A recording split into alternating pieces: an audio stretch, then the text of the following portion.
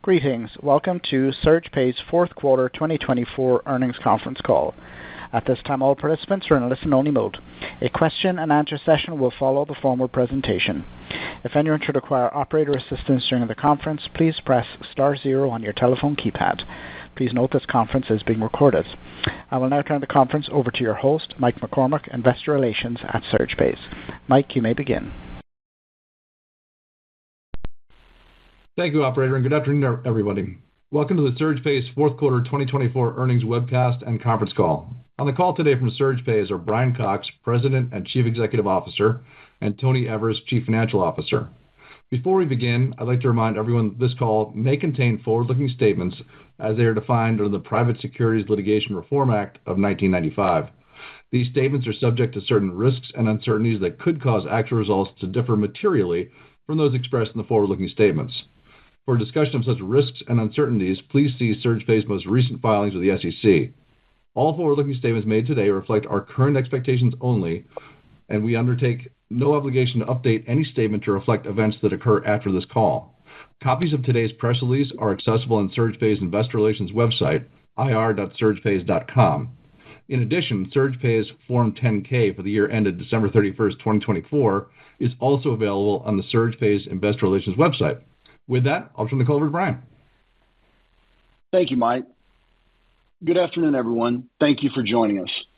Today, we will cover our 2024 results, but more importantly, I want to focus on where we're going and why we're confident. Investments over the last couple of years have positioned SurgePays for the most significant revenue acceleration in our history, with a clear path to sustainable positive cash flow in the next 12 months. From August 2021 through April 2024, we capitalized on the federally funded Affordable Connectivity Program, or ACP. During that period, we generated over $250 million in revenue, acquired more than 285,000 wireless subscribers, and built a retail distribution network of nearly 9,000 convenience and community stores nationwide. At the same time, we fortified our balance sheet, not just to sustain that momentum, but to build for what comes next. And make no mistake, we believe we have built and positioned our company for this next bigger and greater phase. Even with the advent and sunset of ACP, our mission hasn't changed: connecting and serving underserved communities where they live, shop, and work. The ACP experience sharpens two truths. First, seize opportunities. Second, never rely on a single revenue stream. Today, we're a more efficient and diversified company, and we're entering a period when the revenue opportunity far exceeds what we generated previously. Let's talk about how. SurgePays operates across two primary segments: wireless and our point-of-sale (POS) software platform. On the wireless side, we are a mobile virtual network operator, or MVNO, operating across three key channels. LinkUp Mobile is our prepaid brand. Torch Wireless is our government-subsidized offering. And Wholesale Airtime, providing wireless access to third-party companies through our MVNE platform. LinkUp Mobile is now launching nationwide, and we expect to share more updates soon as growth accelerates. Torch Wireless, supported by the Lifeline program, continues to enroll new customers daily. When ACP ended, we chose to self-fund this transition, not only to preserve connectivity for our customers, but to retain the base we've built. This was both a responsible move and a strategic one. And we've unlocked an entirely new revenue engine as a mobile virtual network enabler, an MVNE. Thanks to our AT&T partnership, we can now provide wireless infrastructure, billing, provisioning, and SIMs to other wireless companies who don't have direct carrier access. These wholesale relationships are highly profitable and scale with minimal incremental costs. We expect this to be a significant cash flow driver. Our point-of-sale software platform is the core of our retail distribution and a major differentiator. Thousands of stores nationwide already use it for top-ups and product activations. Our top-up platform saw over 300% revenue growth from Q1 to Q4 in 2024. That's not just strong revenue, it's activation readiness. Every store joining our POS platform becomes a distribution point for LinkUp Mobile. The synergy between wireless and POS is the power of our model. It's a self-reinforcing ecosystem that we believe no competitor in our space can replicate. We're not just in wireless, we're not just in fintech. We are a platform built for underserved communities, built to scale, and built for growth. In November, we announced a multi-year agreement with AT&T, providing our customers with full access to the nation's largest wireless network, 4G LTE and 5G coverage coast to coast. This has been a decade-long goal. I'm proud to share that the integration is complete. We launch April 1st. Our soft launch in March exceeded expectations. Over 30,000 SIMs deployed.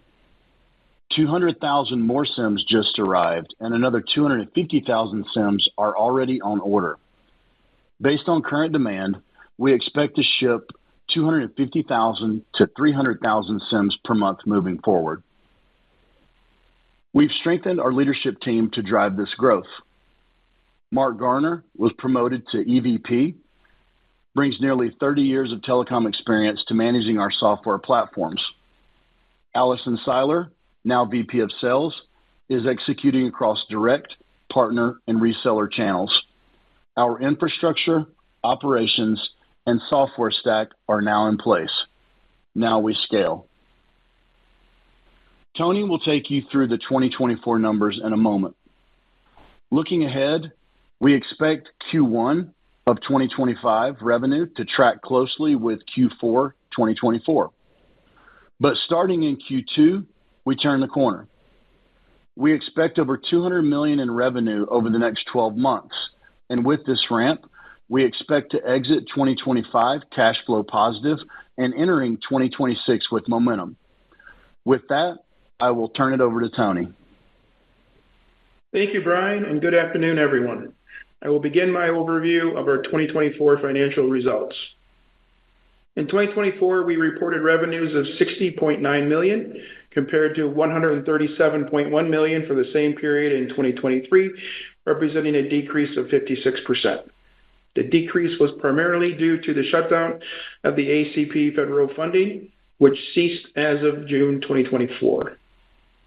In addition, we received no revenues from our lead generation services in 2024 and have discontinued that business as of December 31st, 2024. Our platform service revenue growth was robust, generating $17.4 million in 2024 compared to $11.3 million in 2023. This increase is a direct result of our new sales director hired earlier in the year. Gross loss was $14.3 million in 2024 versus a $35.6 million gross profit in 2023 due to the shutdown of the ACP federal funding and our strategic decision to utilize our strong balance sheet to protect our previous ACP subscriber base and distribution network while we transition the base over to either a non-subsidized MVNO business model, LinkUp Mobile, or into another subsidized program, Lifeline. Additionally, the de-emphasis of our lead generation business resulted in lower gross profits in that segment as well. SG&A expenses increased by 57% year over year.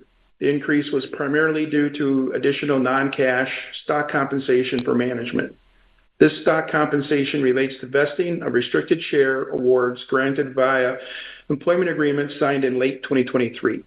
We also had additional expenses for contractor and consultant fees. The company continued to engage several contractors to overhaul the financial platform to allow for the conversion to a tablet-based transaction at the store level from the outdated Verifone terminal.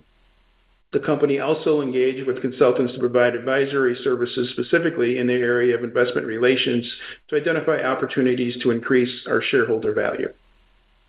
Loss from operations was $41.8 million in 2024 compared to $18.9 million profit in 2023.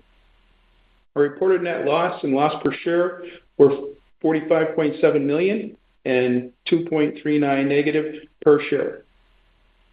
Our loss and loss per share were adversely impacted primarily by the ending of the federally funded ACP. Turning to the balance sheet and liquidity and cash flow, our cash equivalents, and investment balances as of December 31, 2024 were collectively $12.8 million compared to $23.7 million at the end of the third quarter. Our cash from operations was $21.3 million use in 2024 versus a $10.3 million source in 2023. A large negative swing due to the winding down of the federally funded ACP and our continued servicing of the subscribers for the fourth quarter of 2024.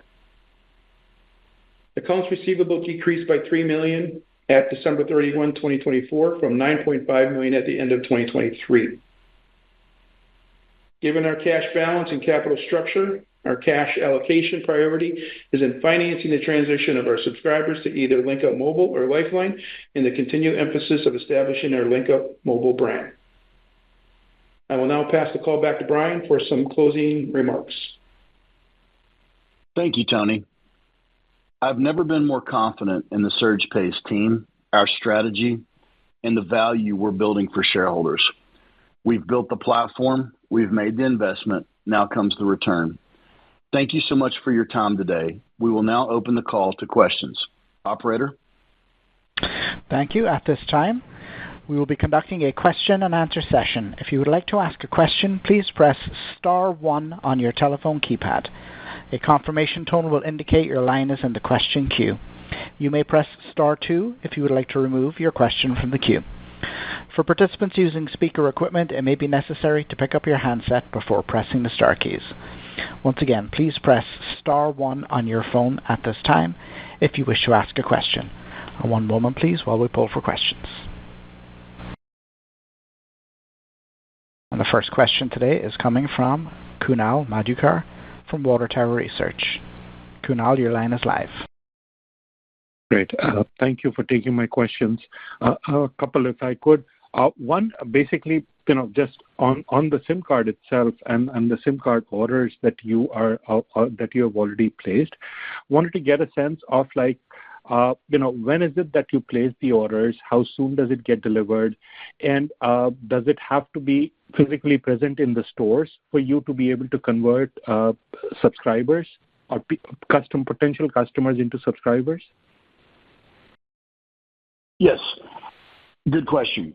The SIM cards are, let's just say, historically, completely, the activation is completely dependent on the SIM card up until April 1st. We've added a new capability now. One of the things that our guys have been working really hard on in the integration with AT&T, and one of the other benefits of going direct is to be able to do eSIMs, where you can bypass the actual physical SIM card for newer phones, and the network is able to connect directly to the device without SIMs. But you're right, the SIMs need to be in the stores, and that's why we referred to the soft launch last month of getting in 30,000 SIMs, getting them out there, and that was at the request of AT&T. We both wanted to test and pressure test both sides of the platform, their platform and network, and our platform. We got those out. The 200,000 came in last week. Those are being triaged out and really more throttled and parsed out to folks because the demand was higher than 200,000. So, we've got our management team making the decisions on where those go. And then another PO for 250,000. So, whether it's a convenience store, wireless store, whether it's in the hands of our fulfillment center, sending out direct orders to customers, whether it be on Lifeline or LinkUp, your activation is dependent on the SIM. And so you can almost indirectly, kind of poor man's math, look at the SIM orders as representative of backfilling and fulfilling and replacing as activations happen. Thanks. So effectively, one could assume that when you're talking about 250 to 300,000 SIMs that you expect to order on a monthly basis, to be probably a reflection of the gross adds that you expect. for LinkUp Mobile? Yes, across the 3 channels, and we've looked this up and down. I hope to, give some updates here soon as we start to see how this shakes out for the wholesale channel, the MB&E channel, as we talked about. That's actually gaining a tremendous amount of momentum. And by the way, these companies who will access the network through us, that's what we've done the past 10 years. That's the way my team has never had a direct carrier relationship. So you would be surprised. Most of the MVNOs you see out there are actually sub-MVNOs. There's not a whole lot of people that have direct access. So you could look at that 250 to 300,000, yes, and know that those are going to the 3 channels. They're going out to LinkUp Mobile distributors and LinkUp Mobile customers. Those are being allocated to Lifeline customers, and those are being allocated to third parties for their activations through our interconnectivity on the AT&T network. Great. Thank you. And one last one before I let you go. The $200 million or over $200 million of revenue that you're talking about for the next 12 months, is that from 2Q25 through 1Q26, or is that for 2025?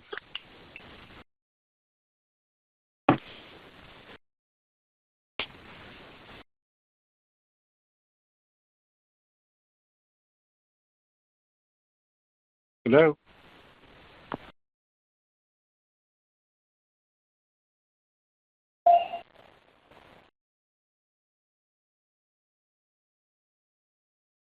Stand by, confirming all lines are still connected. I'll answer the question. It is for 12 months. Hey guys, sorry about that. No, sorry about that, guys. I you know what? I was reeling off a phenomenal answer. It was almost poetic. And you guys, and it can't be recreated. Sorry about that. I tapped mute on the device here. But no, the way I would look at that is we don't get to choose when we were able to go full throttle on the AT&T network. Obviously, when you're dealing with a somewhat of $1 trillion company, we're on their timeline. And so if you look at it as April 1, that's the full launch of everything we've been putting together over the last few years, the millions of dollars of development, all the backbones, building the team, building the distribution. So you could look at that. That will not be 2025. That will be starting April 1st. Great. Thank you so much. Thank you. The next question will be from Anya Soderstrom from Sidoti. Anya, your line is live. Hi, and thank you for taking my question, and congrats on the progress here. It looks like you have a lot of exciting things going on. I'm just curious about the SIM cards. Can you talk about the economics behind these and sort of the margin profile of it?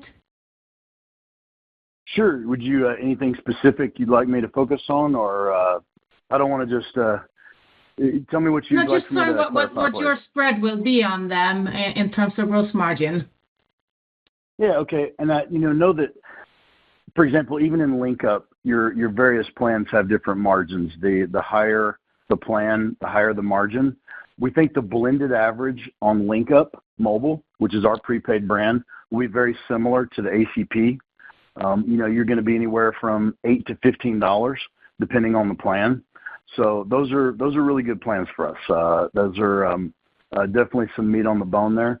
Very excited about that, and we've got that allocating about 37% of that $200 million. If you wanted to just make some notes there, on the Lifeline side of things, various states. We're going to start focusing on the states that have additional money.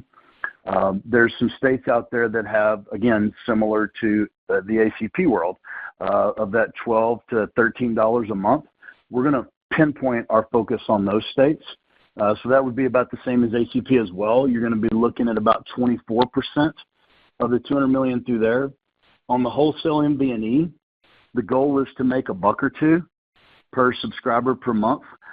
Again, that's there's no cost to us. We're purely providing access. We're wholesaling to other people. That's why that's really exciting to me, being able to make money off other folks' sweat. You're going to be looking at about somewhere around 13% there.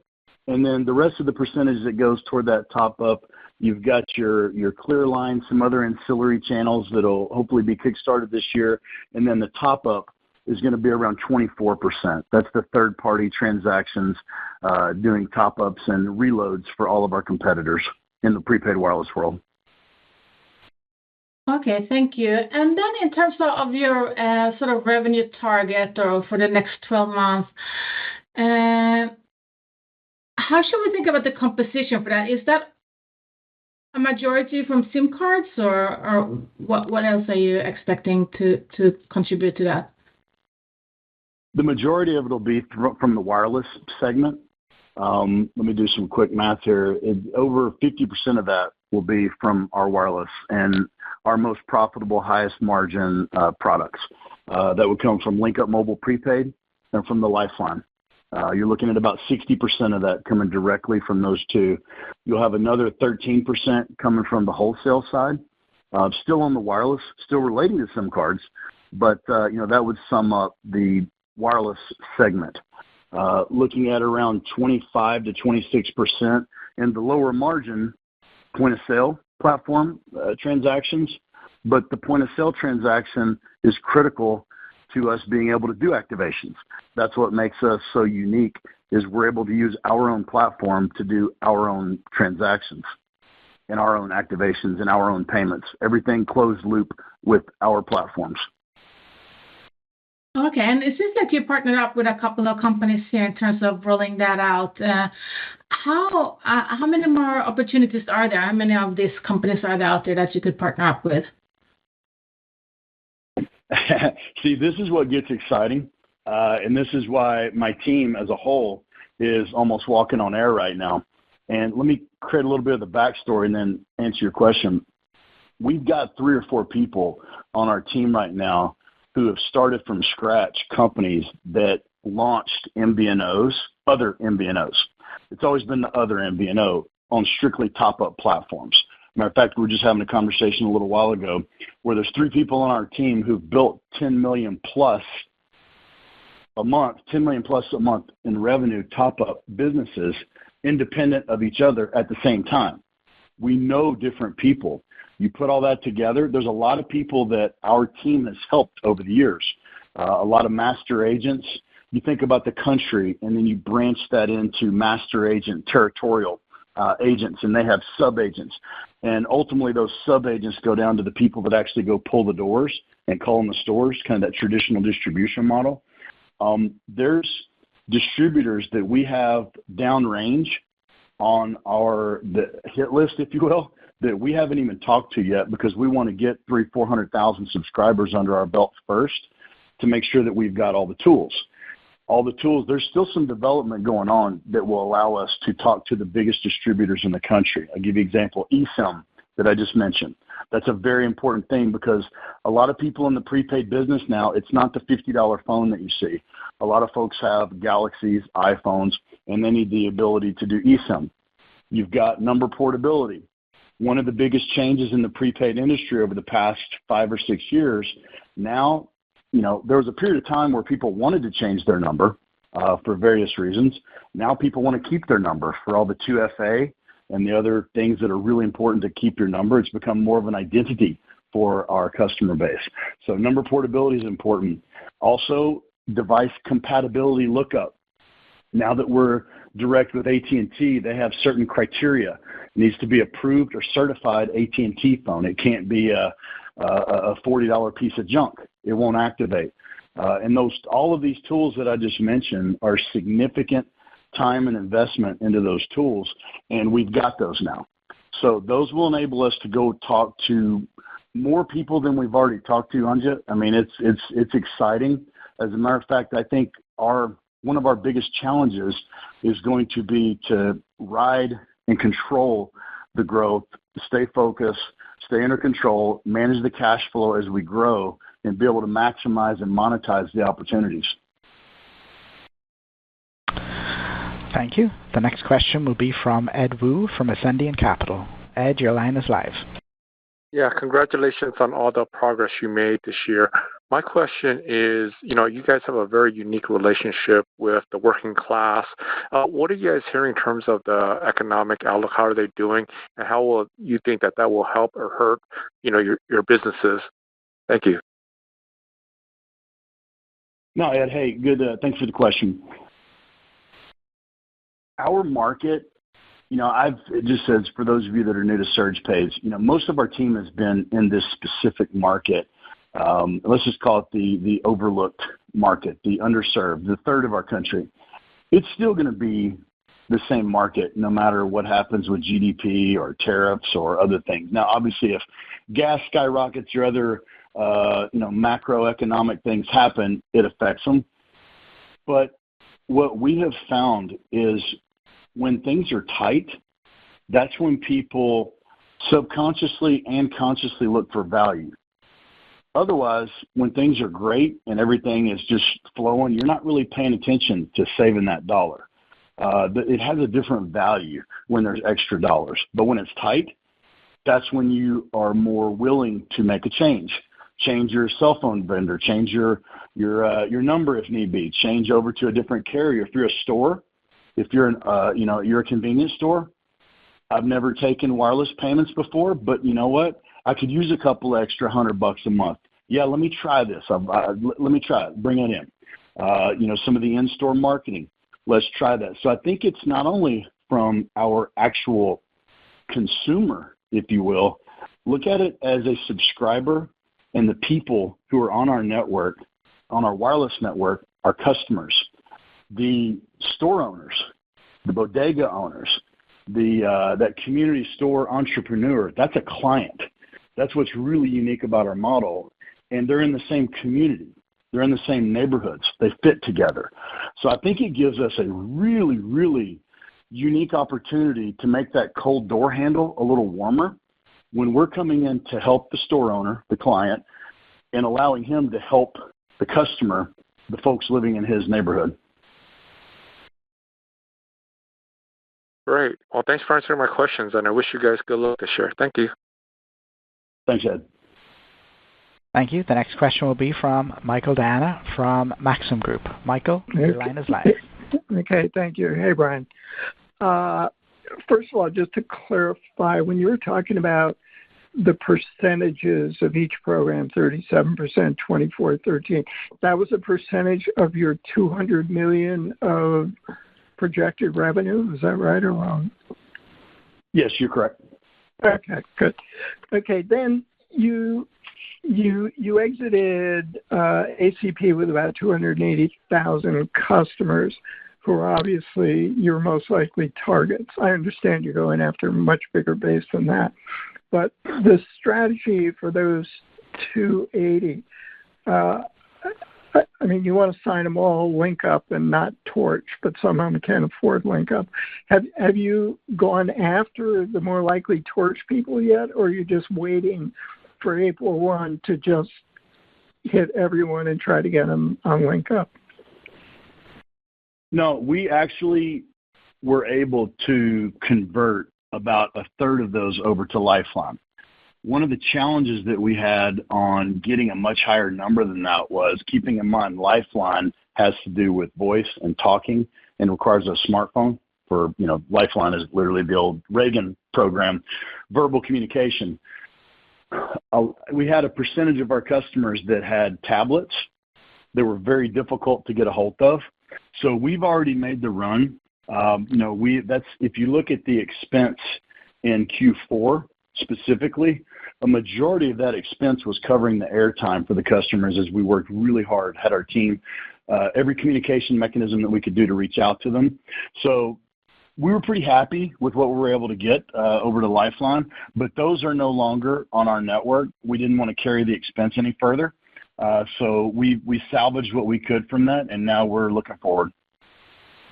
Okay, that was sort of my next question. So of the 280,000, you've converted roughly 1/3 to Lifeline, and you're not supporting the rest of them now. Is that right? You're correct. Okay. So they're going to be your first call, though, for link up, right? The ones that aren't on Lifeline. Any customer that we have to date, we're always going to incentivize referrals. So yes, we'll constantly use that as a growth channel. Right. Okay. And last quarter, you were talking about a much lower margin for Torch, but I guess you're saying state by state, the margin varies, and you're just focused on the higher margin states. Is that the idea?